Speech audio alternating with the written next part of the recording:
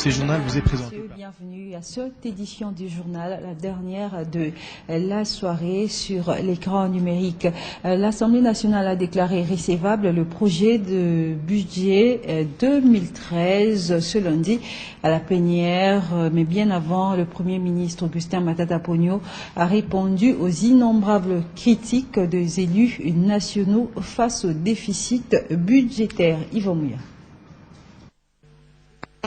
Après avoir essuyé les critiques, le Premier ministre devait d'emblée rassurer la représentation nationale.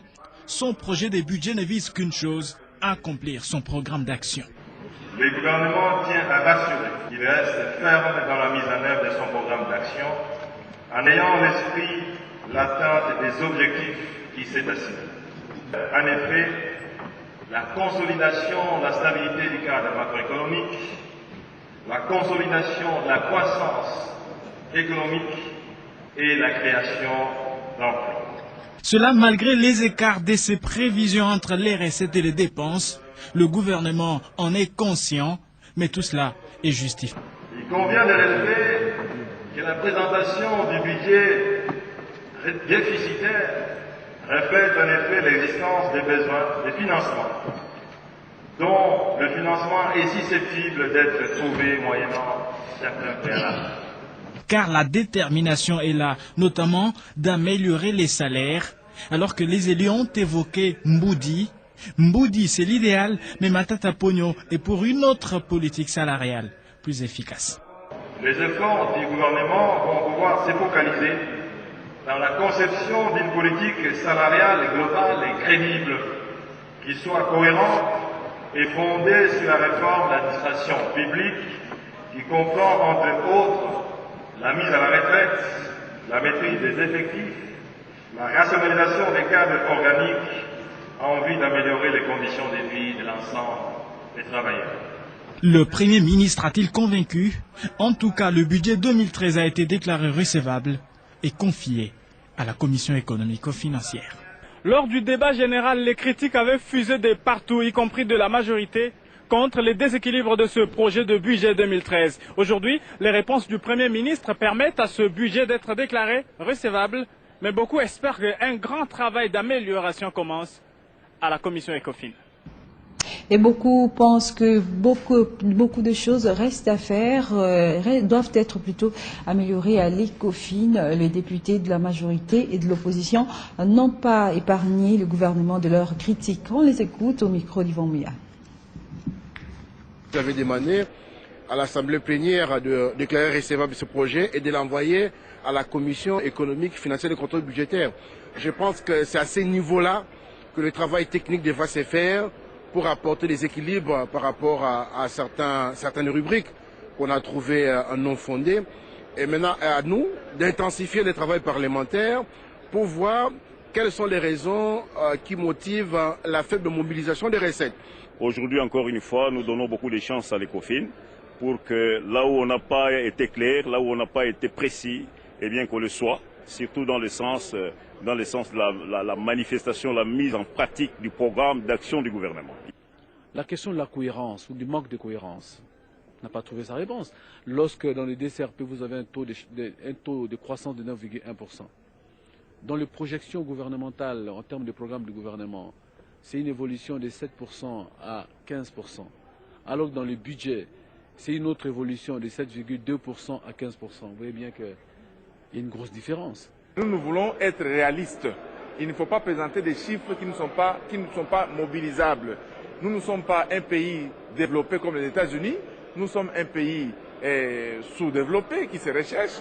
Nous sommes en période de guerre. Nous avons des contraintes. Il y a certaines ressources qui nous échappent. Vous savez, Rutshuru, Bunagana, un peu partout là-bas. Ces ressources sont, n'est-ce pas, récupérées par les agresseurs. Donc, le gouvernement, à mon avis, a présenté un projet de loi de finances réaliste et réalisable au lieu de se fourvoyer dans des chiffres colossaux qu'on ne peut pas mobiliser. Et maintenant, s'il y a des équilibres, s'il y a des choses à refaire, cela doit être fait au niveau de la Commission économique et financière et des contrôles budgétaires. Un budget visiblement protesté par les paysans agricoles membres de la Confédération nationale de producteurs agricoles suite à la réduction du budget alloué à ce secteur. Ils ont manifesté leur mécontentement dans un mémorandum déposé ce lundi à l'Assemblée nationale, au Sénat et au ministère de l'Agriculture et Développement rural. Bobongo. C'est au Palais du Peuple, siège de l'Assemblée nationale et du Sénat, que les membres de la Confédération nationale des producteurs agricoles du Congo sont allés déposer leur mémorandum ce lundi. Pour la CONAPAC, la part allouée au secteur agricole dans le projet de budget 2013 présenté par le gouvernement de la République devant l'Assemblée nationale ne favorise pas le développement de l'agriculture en RDC parce qu'elle réduit cette allocation en la faisant passer de 3% en 2012 à 1,75% en 2013. Après l'Assemblée nationale, c'est le ministère de l'Agriculture et Développement rural qui a réceptionné les mémorandums de la CONAPAC déterminés à défendre les intérêts des producteurs agricoles congolais. Ce budget ne répond pas à cet objectif-là qui est celui de pouvoir nourrir la population congolaise. Et nous avons estimé que le budget, au lieu que le budget soit augmenté à la hausse, le budget a été réduit. C'est pourquoi nous disons que le budget présenté au Parlement ne reflète pas ni la volonté du président de la République qui a dit qu'il voudrait faire du Congo un grenier, et aussi ne reflète même pas les attentes des paysans producteurs agricoles. Parce que c'est avec ce budget, on ne peut pas promouvoir l'agriculture dans ce pays. Présent dans les 11 provinces de la République démocratique du Congo, la Confédération nationale des producteurs agricoles du Congo, CONAPAC, se prépare déjà à l'organisation d'une grande campagne d'information, question de mobiliser l'ensemble des producteurs agricoles à se joindre à cette protestation. La réunion de la Troïka stratégique s'est tenue ce lundi autour du Premier ministre Augustin Matata Ponyo. Il était question de recadrer la vision de l'action du gouvernement assise sur la croissance dans la stabilité. La situation de prix intérieur après l'application au pays du code des assises a également été évoquée. Le détail avec Elvis Mwal. Au cours de la réunion de la Troïka stratégique de ce jour, le Premier ministre Augustin Matata Ponyo a attiré l'attention des participants sur la nécessité de travailler au service de la croissance économique. Il faut donc que le gouvernement travaille pour la croissance dans la stabilité. Le vice-premier ministre et ministre du budget confirme cette nouvelle donne. Maintenant, les efforts qu'il faut faire, c'est faire ruisseler les gains de cette stabilité au niveau des ménages. Et ça ne peut se faire que par l'entreprise. C'est là l'appel, donc, son Excellence, Monsieur le Premier ministre, nous a lancé aujourd'hui, d'utiliser ou de mettre le fruit de cette stabilité au profit de la croissance. En soutenant l'activité économique, cela va se faire d'abord par le soutien des entreprises qui sont clés pour la relance de la croissance. Une autre question évoquée, c'est la situation des prix intérieurs. Il se remarque une légère instabilité des prix. Dans l'ensemble, les chiffres globaux renseignent que la stabilité des prix est maintenue, même si on note une légère poussée au cours des derniers jours, qui pourrait s'expliquer d'abord par l'entrée en vigueur du nouveau code des assises, mais le gouvernement va rester vigilant pour que l'ajustement se fasse dans les proportions normales. Et pour terminer, le vice-premier ministre fait savoir à la presse que la stabilité macroéconomique, ce n'est pas de l'abstrait, mais elle peut se quantifier par la stabilité du taux d'échange et des prix pour une économie stable. 48 heures après la réunion tenue par le ministre de l'économie et les responsables des sociétés brassicoles, l'inquiétude demeure suite à la réglementation des prix de ces produits. Jean-Paul Nemoyato confirme que les discussions se poursuivent.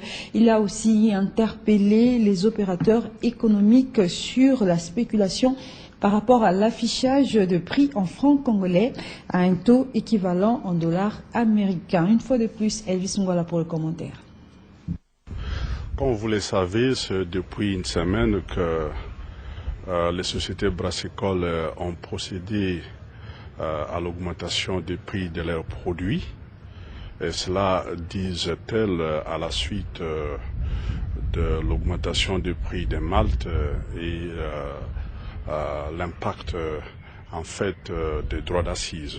En tant que ministre de l'économie et commerce, j'ai fait au nom de la population quelques propositions aux sociétés brassicoles, et celles-ci doivent naturellement se référer à leurs sièges respectifs, et je suis sûr qu'au courant de la semaine, ils vont répondre au gouvernement sur base de la proposition que je leur ai faite. Nous sommes en pourparlers avec les sociétés commerciales.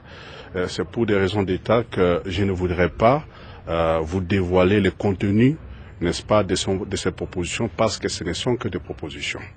Je profite également de l'occasion pour adresser un message aux opérateurs économiques. Les mesures que nous avons prises dans le cadre de la dédollarisation de l'économie.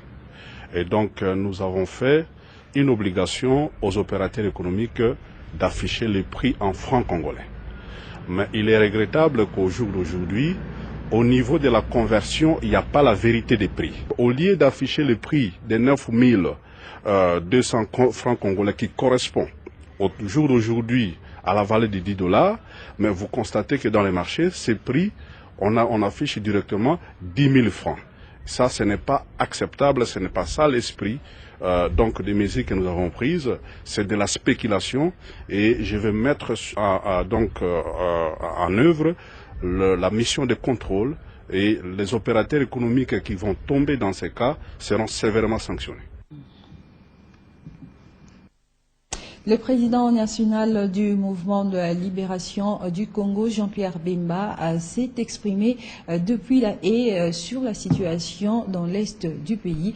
Dans un message relayé par le secrétaire général du parti, Thomas Louaka, Jean-Pierre Bemba invite la classe politique à transcender les intérêts personnels pour rétablir la paix dans cette partie du pays. Écoutez Thomas Louaka au micro d'Elvis Mwala. Je suis avec beaucoup d'attention l'évolution de la situation difficile que traverse notre pays, la République démocratique du Congo. Aujourd'hui, le pays se trouve confronté à une situation de guerre, ce qui donne un caractère dangereux et complexe à cette crise qui menace l'existence de notre pays comme État et comme nation.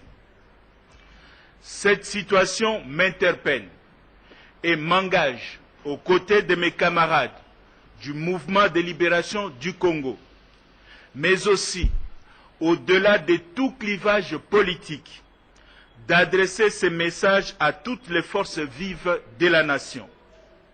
Le plus urgent et le plus important est de sauver le Congo. Il est fondamental d'œuvrer tous pour la restauration de la paix en République démocratique du Congo, le respect des droits de l'homme et des libertés individuelles, l'instauration d'une vraie démocratie, redonner au Congo sa place de choix, son positionnement stratégique en Afrique et dans le concert des nations. Ainsi, je nous invite à transcender les sentiments personnels et les intérêts privés devant cette cause nationale. C'est pourquoi je lance cet appel solennel à la réconciliation, à l'unité et à la cohésion nationale, à toutes les Congolaises et à tous les Congolais où qu'ils se trouvent, afin de sauver la patrie en danger. Enfin, j'invite la communauté nationale et internationale à aider le Congo à recouvrer la paix et la sécurité sur l'ensemble du territoire national. 130 000 $ américains, c'est la somme mobilisée par les gouverneurs de 11 provinces pour assister les déplacés de la guerre au Nord Kivu. Ces derniers ont d'abord reçu 60 tonnes de vivres, leur remis par le gouverneur Julien Paluku. Ce sont 17 000 ménages qui se sont réfugiés au camp de Kanyaouchina. À Papi Baboui pour le commentaire. L'arrivée du gouverneur Julien Paluku, très salué par le 80 000 déplacés de Kanyarutigna, à quelques 10 km de la ville de Goma, à juste titre. Le gouverneur Julien Paluku vient ici distribuer le premier lot des dons venus des 11 provinces de la République démocratique du Congo. Riz, savon, huile de palme et autres biens de première nécessité sont ici distribués aux 17 000 ménages vivant sur ce site, ces ménages qui ont fui les combats à territoire de Rutshuru. Les explications du gouverneur du Nord Kivu. Tous les gouverneurs, les 11 gouverneurs réunis à Kinshasa, ont eu encore une fois cette compassion de parler des questions de l'Est. Ils ont dit qu'on ne devait pas se limiter à la compassion, il fallait qu'ils manifestent leur solidarité pour qu'ils joignent leurs efforts à ceux d'autres compatriotes qui ont pu assister les populations du Nord Kivu. C'est la raison pour laquelle chaque province a souscrit à raison de $10 000, sauf des provinces qui ont donné plus que $10 000, à savoir les Katanga qui a donné $30 000, et la ville de Kinshasa qui a donné $15 000, ce qui a ramené les montants à 135 000 au lieu de 110 000. Pour le gouverneur, même les déplacés de Mugunga dans le Massissi recevront aussi cette aide humanitaire. À la place d'enregistrer quelques morts, aujourd'hui au moins on peut sauver quelques vies humaines à la suite de ces dons. Mais l'essentiel pour le numéro 1 de la province du Nord Kivu est de voir ces déplacés retrouver leur milieu d'origine. Toutes les zones de santé du Katanga et hôpitaux de Lubumbashi ont bénéficié de 40 ambulances dont du gouverneur Moïse Katumbi Chapwe à titre personnel. Ces véhicules ont été présentés à la population à travers une caravane organisée dans la ville cuprifère. De précision avec Blaise Aïnda.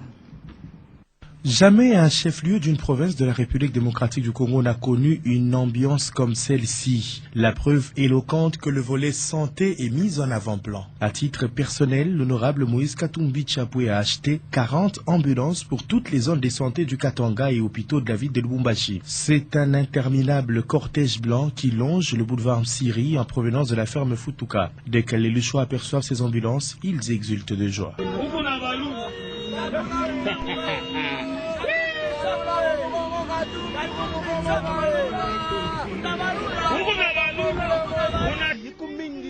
Moïse ni gouverneur, moi depuis ba gouverneur baranzo pitaka. Na mimi kukoma kwangu mimi na konte, ndikuna mtupia mpemba. Mungu amubariki ubaba, Mungu ambariki. Hatua mingi tunaweza kusema.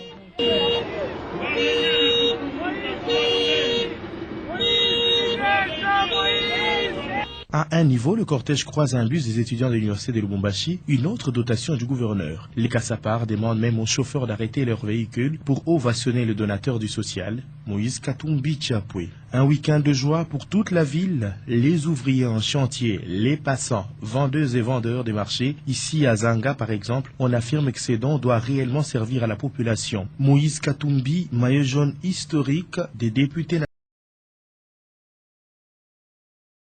nationaux de la République démocratique du Congo, réaffirme son lien avec sa base. Le monde a célébré ce lundi 12 novembre la journée de la pneumonie à Kinshasa. Une journée de sensibilisation a été organisée pour présenter à la population cette maladie est causée par une infection respiratoire aiguë et qui se manifeste par la toux et la fièvre. Et pour l'éviter, il faut faire vacciner les enfants des 0 à 5 ans contre la rougeole, le pneumocoque et la coqueluche. Bibi Shmika pour plus de détails.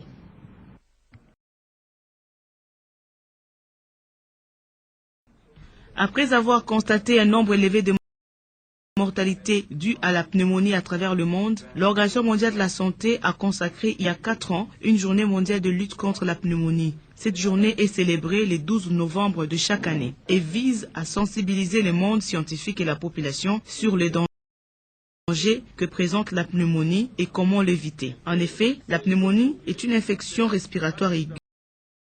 Elle affecte les poumons. Elle est donc la deuxième cause des mortalités chez les enfants en République démocratique du Congo. Environ 155 millions d'enfants souffrent de la pneumonie à travers le monde et la RDC, à elle seule, compte 3 millions d'enfants souffrant de la pneumonie. Plusieurs facteurs environnementaux favorisent la pneumonie, comme le froid, la chaleur, les poussières, surtout à l'intérieur de la maison, et les signes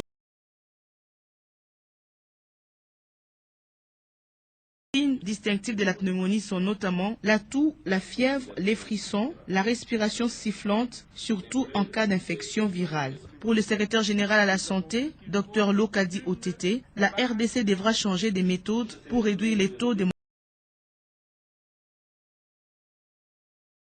mortalité due à la pneumonie. Ça demande une action concertée des différents secteurs, les secteurs de l'environnement, les secteurs de l'habitat, les secteurs des travaux publics, les secteurs de la santé, mais aussi la société civile. Soulignons que le seul moyen d'éviter la pneumonie, c'est de faire vacciner tout enfant contre la coqueluche, la rougeole, les pneumocoques, l'hémophilus influenza. Allaiter également exclusivement au sein maternel les enfants jusqu'à l'âge de 6 mois. Les anciens de la faculté de médecine de l'université de Kinshasa, œuvrant à Kinshasa et à l'étranger, sont déterminés à apporter leur contribution pour la réhabilitation de leur faculté. Ils se sont retrouvés ce lundi à la faculté en prévision du colloque qu'ils organisent à partir de ce mardi à Kinshasa. Un reportage de Rosine Tella. Ils ont momentanément abandonné leur poste de travail ici en République démocratique du Congo ou à l'étranger pour la plupart. L'enjeu est détail. Ces médecins, anciens de la faculté de médecine de l'université de Kinshasa, ont décidé de se rapprocher davantage. Objectif, travailler la main dans la main au sein de l'AFMED, association des anciens de la faculté de médecine, pour la promotion de cette faculté qui les a formés, mais aussi pour la médecine en République démocratique du Congo. Chacun va devoir, à son niveau, apporter sa contribution. Après ce bref entretien, les anciens de la faculté de médecine ont été conviés à visiter les différents locaux de cette faculté, question de palper du doigt les réalités actuelles. Plusieurs années après, beaucoup de choses sont à faire. Ils en sont conscients. Nous allons apporter nos petites pierres dans cet effort de reconstruction. Nous pouvons être complexés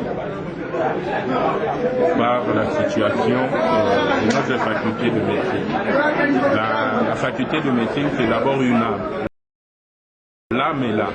Et quand l'âme est là, on sait qu'on peut reconstruire. Voilà. Donc nous avons perdu peut-être la chair, mais l'âme est toujours là et nous allons reconstruire à partir de cette âme-là qui est forte. Parce que c'est une très bonne faculté. Et la preuve, nous exerçons dans les pays dits développés et nous n'avons aucun qui est bien formé. Les membres de l'AFMED ont par la même occasion visité les cliniques universitaires. Sur place, ils ont eu droit aux explications sur le fonctionnement de cette clinique. Signalons que cette rencontre a été organisée en prélude du colloque qui va réunir les médecins congolais d'ici et ceux de l'étranger autour du thème « La médecine d'ici et d'ailleurs, défis et perspectives pour la RDC ». L'inspecteur provincial de la police nationale congolaise de Bandundu, Joly Limengo, a organisé une session d'évaluation des activités de la police à Bandundu. Il était question au cours de ces assises d'évaluer les faiblesses constatées et les performances réalisées durant l'année 2012. La cérémonie a eu lieu dans la salle au centre de lecture et animation culturelle. Depuis Bandundu, Olivier Canfi. Fini les 3 jours de travaux de la session d'évaluation des activités de la police nationale congolaise de Bandundu pour l'an 2012. Joly Limengo, inspecteur principal provincial, reste attentif aux différents discours des commandants des grandes unités. Cette session a permis aux commandants de s'exprimer de vive voix et aux chefs des départements de donner des éléments de réponse à leurs préoccupations. préoccupations. Cette évaluation mérite tout son pesant d'or, car à l'issue de celle-ci, chacun de nous a pu constater ses faiblesses et ses performances. Mon commissaire supérieur principal, nous avons écouté vos conseils.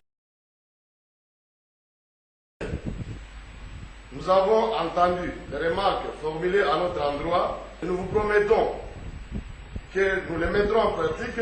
Le numéro 1 de la police nationale congolaise du Bandundu, colonel Joly Limengo, exhorte ses collaborateurs à la restitution de la matière dans leurs circonscriptions respectives.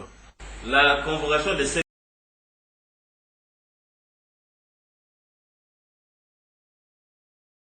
celle-ci témoigne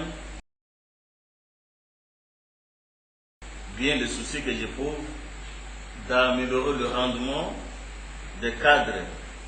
Il faut confier dans l'exercice de vos activités administratives, judiciaires et sécuritaires. C'est à ce titre que je vous exhorte d'aller procéder à la restitution fidèle de la matière acquise durant la session au profit de vos hommes. Une soirée dansante a été même animée par l'orchestre de la police nationale congolaise Bandundu.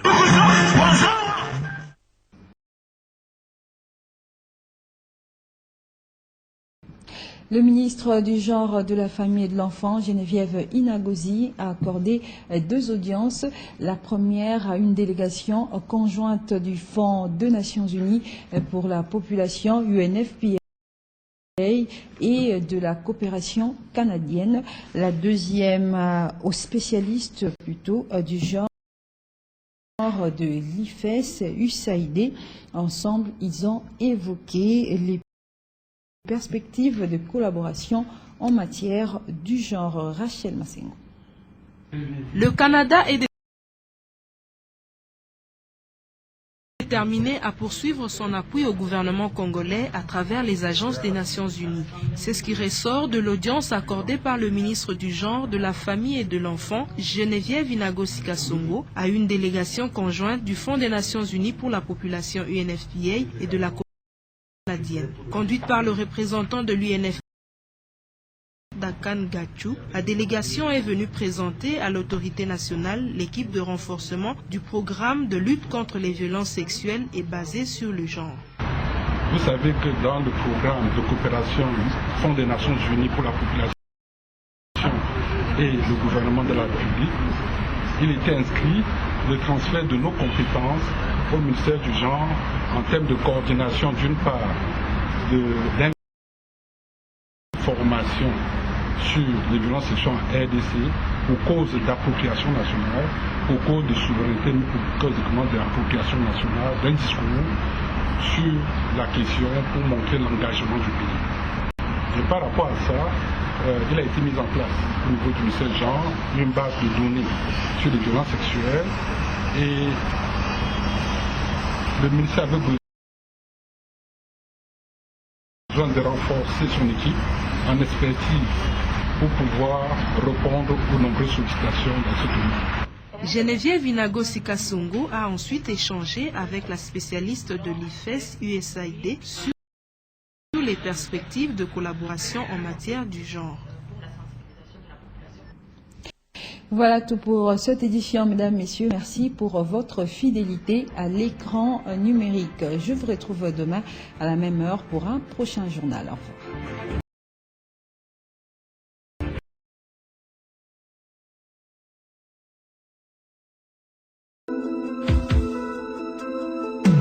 Voici, mesdames et messieurs, les prévisions du temps pour ce mardi 13 novembre 2012.